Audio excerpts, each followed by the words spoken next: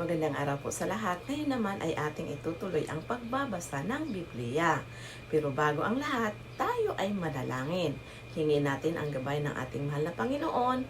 Hingin natin ang kanyang wisdom upang maunawaan ang bawat salita. Hallelujah, hallelujah, hallelujah. Purihin ka, purihin ka Panginoon Yesus, purihin ka o God. Lord, maraming salamat Panginoon ko sa pagkakataon Panginoon ko na minsan pa maihayag ko ang iyong magandang balita. Tulutan mo Panginoon ko na amin itong maunawaan at maintindihan. Hipuin mo ang bawat manonood, ang bawat nakikinig ng iyong magandang balita, nang sa ganon Panginoon ko ay kanila itong mauunawaan at ipamumuhay sa araw-araw Panginoon. Lord God, nawa Lord, ilagay mo lamang ako sa iyong paanan at ikaw ang makikita Panginoon ko, ang iyong kaluwalhatian ang siyang magliliwanag. Ito pong lahat ay aking samot dalangin sa nag-isang pangalan ng ating mahal na Panginoong Hesus. Amen at amen at amen.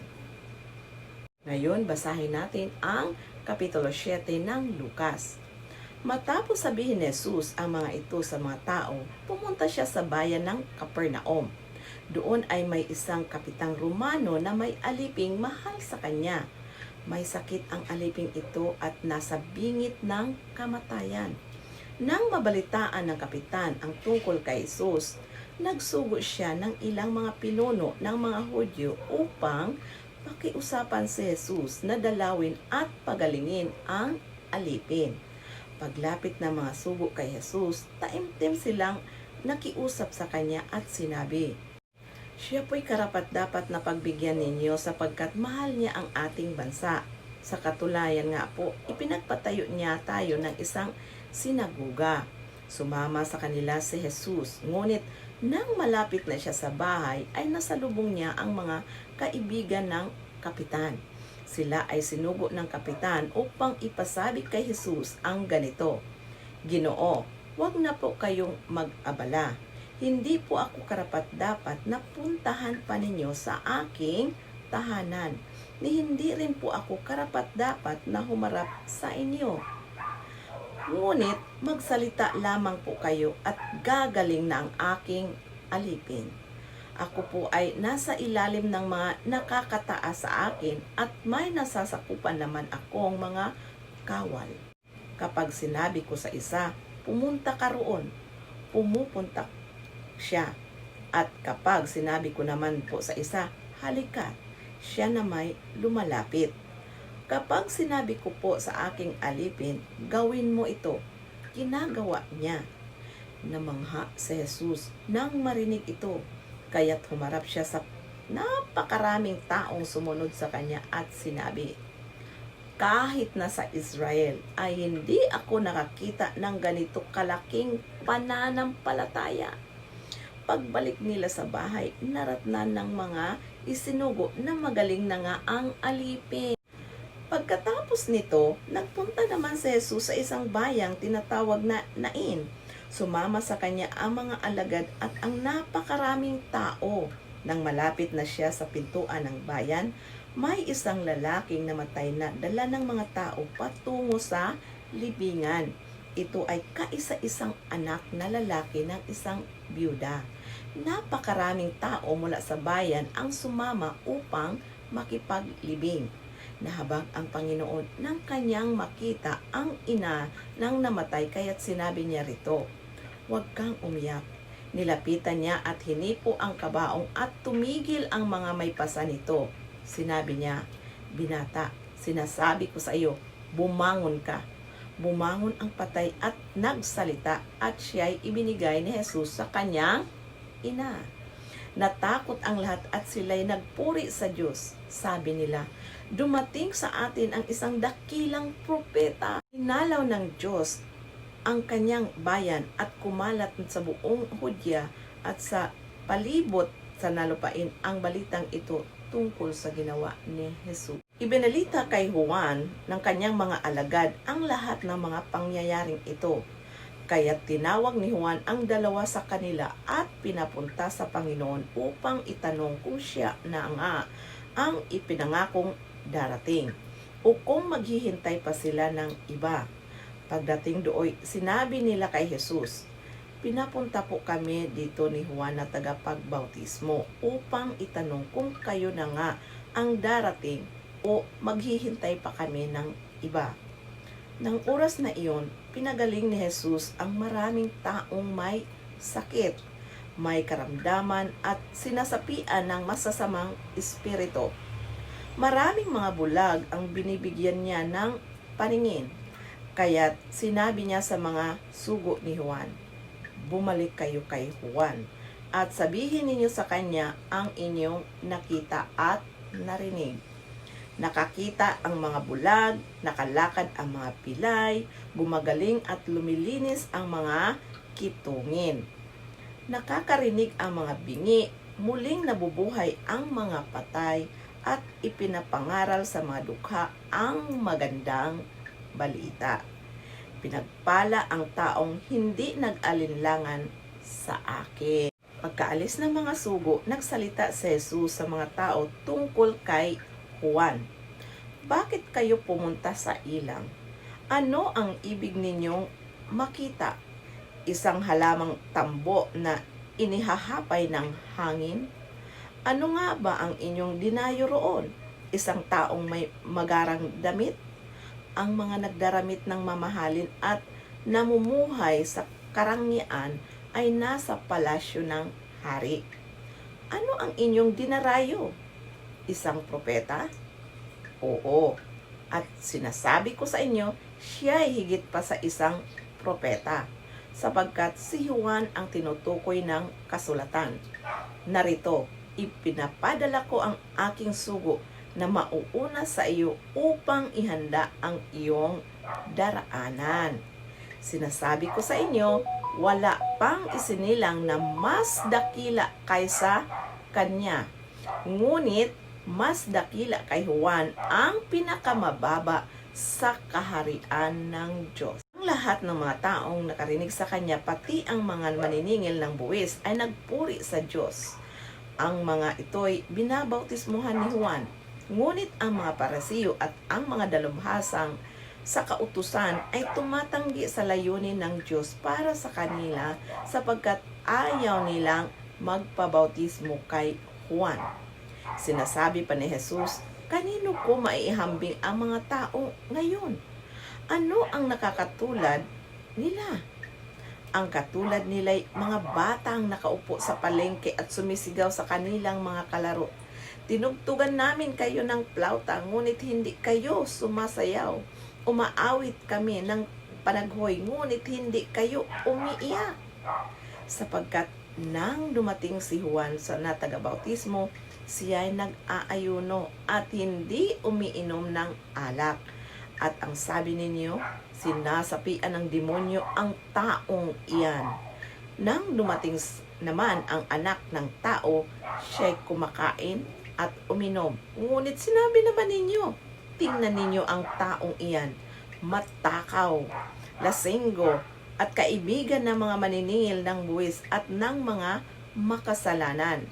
Ngunit ang karunungan ng Diyos ay napatutunayang tama sa pamamagitan ng mga tumatanggap nito. Inanyayahan ni Jesus ng isa sa mga Parisiyo upang makasalo niya. Pumunta naman siya sa bahay nito at dumulog sa hapag. Sa bayang iyon ay may isang babaeng makasalanan. Nabalitaan niyang kumakain si Jesus sa bahay ng Parisiyo, kaya't nagdala siya ng pabangong nasa sisidlang alabastro. Lumapit siya sa likuran ni Jesus sa gawing paanan.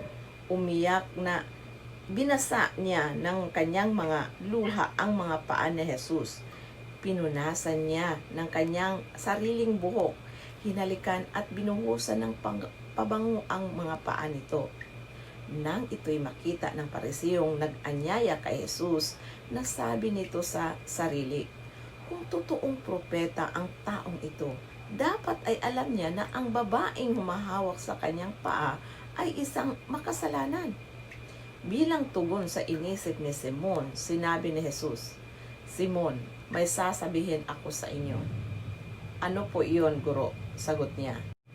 Sinabi ni Jesus, May 2 taong may utang sa isang nagpapahiram ng pera. 500 salaping pilak ang inutang ng isa.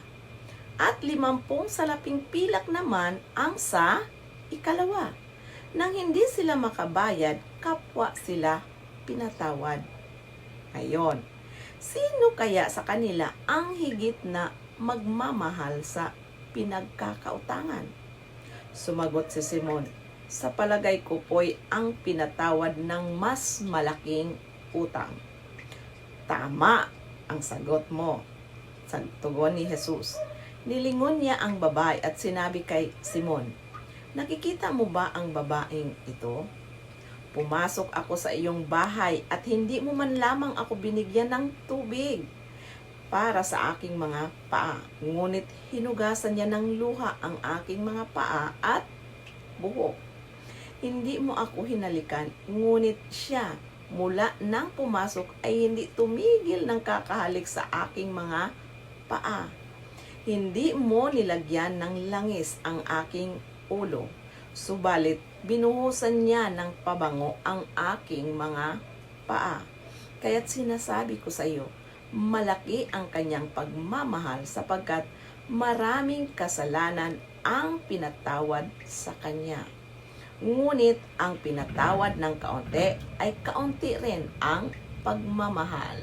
Unawaan ba mga kapatid yung tungkol doon sa mga nangagkautang. Yung isa maliit lang ang utang, tapos yung isa malaki ang utang. At tinanong ni Jesus si Simon kung alin sa dalawa ang mas higit na nagmamahal sa pinagkakautangan.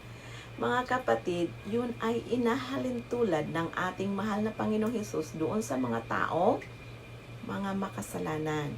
Kasi meron kasi mga tao na isipin, pagpalagay na lang natin na wala namang gaanong makasalanan na ginagawa, sumunod naman sa kalooban ng ating mahal na Panginoon. Tapos meron namang isang taong na inakala niya na napakalaki ng kanyang kasalanan na animoy inisip niya na wala ng kapatawaran ang iyang kasalanan.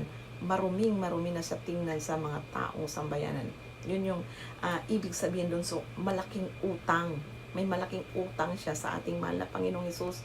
Pero yung malaking utang na yun, yung makasalanan na yun, siya yung mas higit na nagmamahal sa pinagkakautangan. O siya yung higit nagmamahal sa ating mahal na Panginoong Hesus. Bakit?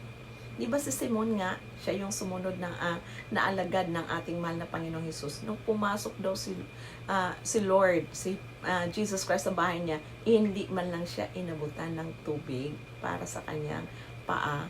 Samantalang yung babae na makasalanan, na marumiting na ng mga tao dahil sa kanyang kasalanan, ay pagpasok talagang hinalikan niya ang paa ng ating mahal na Panginoong Hesus at binasa ng kanyang mga luha. O di ba? Doon siya nagtindi niyang pagsisisi, pinagsisihan niya ang kanyang mga kasalanan, iyak siya ng iyak. So, sino sa dalawa ang mas higit na nagmamahal sa ating mahal na Panginoong Hesus? Upang matanggap natin ang kaloob ng Holy Spirit. Kasi yung Holy Spirit, kapatid, siya yung tutulong sa atin upang maiwasan natin ang temptation. Siya yung ating helper na ma-resist natin ang mga kasalanan, ma-resist natin ang paggawa ng mga kamalian. Siya yung kumbaga ating konsensya na magsabi, o anak, mali ka na. O anak, hindi na yan tama. Siya yung tutulong kasi kung tayo lang, hindi talaga natin kaya. Nako, maniwala ka kapatid.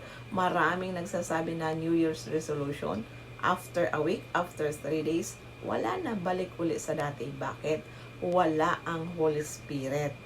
Si Holy Spirit, kapatid, yon ang ating helper upang ma-resist natin ang temptation.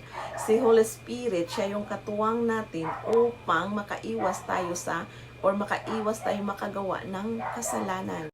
At sinabi niya sa babae, pinatawad na ang iyong mga kasalanan at ang kanyang mga kasalo sa pagkain ay nagsimulang magtanong sa sarili, sino ba itong nagngahas na magpatawad ng kasalanan? Ngunit sinabi ni Jesus sa babae, iniligtas ka ng iyong pananampalataya. Umuwi ka na. O diba? Iniligtas ang babae saan, mga kapatid?